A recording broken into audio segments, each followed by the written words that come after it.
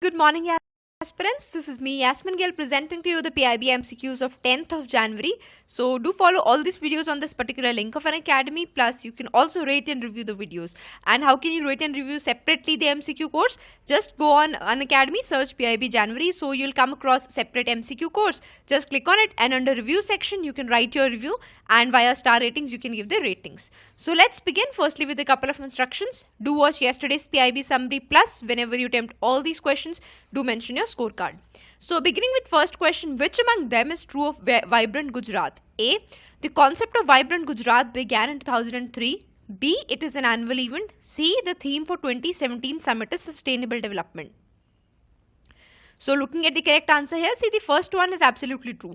In fact, Pravasi Bharatiya Divas also began in 2003 and Vibrant Gujarat also began in 2003. If you look at B, no, it is not an annual event, rather it is a biennial event, which is, it is held every 2 years. If you look at C, the theme for 2017 summit, we did it yesterday, it is not sustainable development, it was actually sustainable economic and social development. So we here have only A as the correct option. Second question, what is true of Public Accounts Committee? A. PAC is a standing committee of Parliament. B. The committee was set up by Government of India Act 1935. C. The members of PAC are nominated by Speaker or Chairman as per the Houses. So D. As per rules, Chairman of PAC is from opposition. E. PAC is friend and philosopher of CAG, that is Comptroller and Auditor General of India. So why this is in news, you all know. PAC has given a frequently asked, not frequently, a questionnaire to RBI regarding demonetization. So in that context, PAC and what is its formation and what when it was formed, etc. becomes important.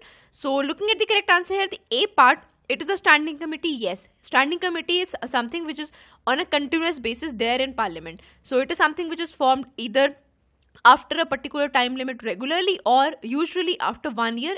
After every year it has to be reformed, and therefore it works on a continuous basis. If you look at B, the committee was set up by Government of India Act 1935. This is wrong. It was set up via Government of India Act 1919.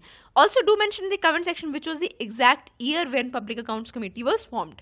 Plus, if you look at C, members are nominated by Speaker or Chairman. No, this is wrong. Members are not nominated, rather they are properly elected by a Parliament. Also do mention the process of election. So what is the main consideration to be taken into account when Public Account Committee members are elected? If you look at D, as per rules, Chairman is from opposition. See, the Chairman is from opposition, but that is as per no rules. No rules specify or mandatorily say that the Chairman should be from opposition. In fact, it's a convention which has been developed that the Chairman of Public Account Committee has to be from opposition. Also, if you look at E, PAC is friend. This one is reversed. It is CAG which is friend and philosopher of PAC. It is not as given here, so we here have only A as the correct option. Next, the appointments to which State Public Service Commission were quashed by the State High Court due to appointments of 11 members in a single day? Haryana, Tamil Nadu, Maharashtra, Karnataka. So this is mainly important. Why? Because State Public Service Commission is involved here. And looking at the correct answer here, the correct answer to this question is Tamil Nadu. See, in Tamil Nadu, firstly, Madras High Court, it cancelled the appointments because it said that the appointments did not follow proper constitutional mechanism. Plus, 11 appointments were done in a day. Also, then the case reached to Supreme Court, and Supreme Court has also called for fresh appointments. Next, which among them is incorrect? A small farmer is one with a land holding size of less than 1 hectare. B, a marginal farmer is one with a land holding of 1 to 2 hectares. C, a large farmer is one with a land holding of greater than 2 hectares. D, recently NCRB, which is Criminal Records Bureau, survey has shown Telangana on the first place in farmer suicides. So because of this particular report is the fact that this question becomes important. So looking at the correct answer here, see, the answer to this question is that none of the following is correct. So a question asked us which among the following is incorrect. So all of these would be the correct answer. Why? See, looking at the divisions, this is very important also. If you look at marginal, they are farmers with a land holding size of less than 1 hectare. Then we come to small, 1 to 2, then medium, 2 to 10, and large, greater than 10. Also the state that topped, Maharashtra, which has become very, very famous for farmer suicides. So it is not Telangana, rather Maharashtra which topped. Next, which among them is true? A, Nal Sarovar Sanctuary is located in Kutch. B, Nal Sarovar is in the north to Narayan Sarovar. C. Gir National Park lies in between these two sanctuaries. So why this is in news? See, recently there were migratory birds which are found in these two sanctuaries, Nal Sarovar, Narayan Sarovar. So it's a good sign in fact. So that is the reason we are doing this question. Otherwise also questions such as sanctuaries and environment based are usually important. So looking at the correct answer here, see the first one is wrong. Why? Because it is not Nal Sarovar, rather it is Narayan Sarovar which is located in Kutch. So this is Gujarat and this part is Kutch and here is Narayan Sarovar located. If you look at Nal Sarovar is not to the north, rather Narayan Sarovar is to the north. So it is some this sort of figure. So hereby in Kutch, Narayan Sarovar is located and somewhere here Nal Sarovar is located. So Nal Sarovar is to the south and Narayan Sarovar is to the north. If you look at C, Gir National Park lies in between these two sanctuaries. This is wrong.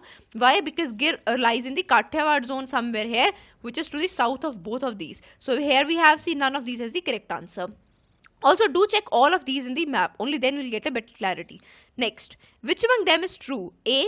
Babur 3 is a ballistic missile recently tested by Pakistan. B. It is a nuclear capable missile. C. Babur 3 is a sea-based variant of ground-launched cruise missile Babur 2. D. It has terrain-hugging and sea-skimming flight capabilities. So this recent launch, some people have in fact doubted whether it was done or not, but whatever be, we have to study what were the features of it, particularly because it's a neighborhood relation. So coming to the correct answer here, see the first one is wrong. Why? Because Babur 3 is not a ballistic, rather it is a cruise missile. Now do mention in the comment section, very important, that what is the difference between a ballistic and a cruise missile. If you look at B, this is correct. If you look at C, this is also correct, and so is D correct. So B, C, D correct here. If you look at A, that is wrong.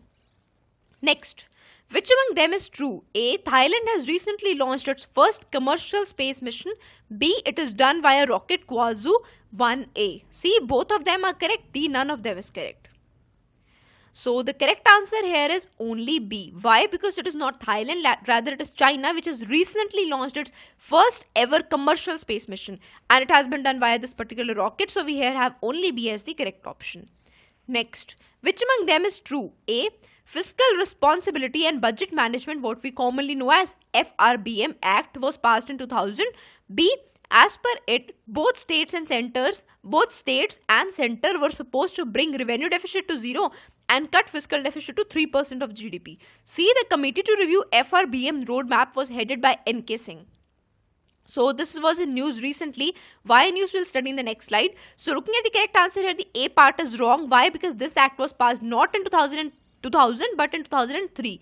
If you look at B, yes, both state and centers were required to meet this requirement within a stipulated time, which was up to 2008-9 initially, but this benchmark was more and more, I would say, passed on to next and next of years. Plus, do mention in the comment section later on, this particular act came with a new parameter, which was effective revenue deficit. So what is the meaning of effective revenue deficit, which is very important? If you look at C, yes, the committee to review is headed by N.K. Singh. It was to submit its report on 31st of October 2016, but since due to Finance Commission's recommendation of 42% devolution, the committee took more time and it will now be submitting its report in January 2017. Therefore, it is important. Also, this committee was charged with given the mandate to check whether there should be a pinpoint fiscal deficit target or it should be a fiscal deficit range. So that is also an important question for GS3 paper, that is economics paper, that whether the fiscal deficit should be targeted in a range or it should be pinpointed. So we here have BC as the correct option. Next, which state's Food and Drug Administration has recently prohibited McDonald's from sale of beverages in the state? Kerala, Tamil Nadu, Maharashtra, Karnataka, and well, the correct answer to this is it is Maharashtra, whose FDA has prohibited McDonald's. So why? Because it says that this contravenes Food Safety and Standards Act 2006, the main authority for which is FSSAI, that is Food Safety and Standards Authority of India. Why? Because these beverages contain caffeine, while according to the act, this should be clear-cutly mentioned that okay, there should be a warning label saying that it contains caffeine, which was not done. Also, caffeine is actually a stimulant sort of thing, which is actually a psychoactive drug whose high composition, whose consumption beyond 400 mg per day is considered a very high dose. Next, which among them is not a factor taken into account to calculate Bhutan's gross national happiness? Good governance, environment protection, real per capita income, ethical values, spiritual values. And well, quickly, the correct answer to it is that all of them are taken into account. So question asks us which of them is not a factor. So none of these would be the correct answer. So that's it for today. If you find the initiative useful, do not forget to rate and review. Thank